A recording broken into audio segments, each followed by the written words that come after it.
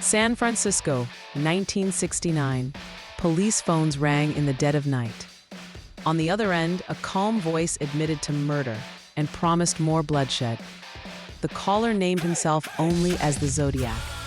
What followed became one of the most chilling games of cat and mouse in American history. The Zodiac Killer is one of America's most infamous unidentified serial killers, active primarily in Northern California during the late 1960s and early 1970s. He is confirmed to have killed at least 5 people, though he claimed dozens more. But what truly set him apart wasn't just the violence. It was the taunting letters, cryptic ciphers, and brazen phone calls he made to both police and newspapers, ensuring his crimes would live in infamy. On December 20th, 1968, David Faraday and Betty Lou Jensen were shot to death on Lake Herman Road.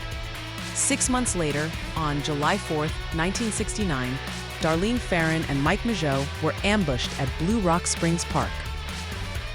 Within hours of the second attack, the phone rang at Vallejo Police Department. A calm male voice confessed to both shootings in chilling detail. He spoke without panic, without hesitation, almost as if he were reading from a script. The killer didn't stop there. Over the next year, he mailed letters and ciphers to the San Francisco Chronicle, demanding they be published or more people would die. One letter famously began with the words, "This is the Zodiac speaking." That single phrase would forever haunt investigators. Unlike many killers, the Zodiac wasn't satisfied with the crime itself. He wanted control. Every phone call and letter was designed to terrorize not just the victims, but an entire city. He once threatened to attack a school bus, describing how he would pick off the little darlings as they came bouncing out. Parents lived in fear. Police were flooded with false leads. Newspapers scrambled to decode his ciphers, some of which remain unsolved to this day.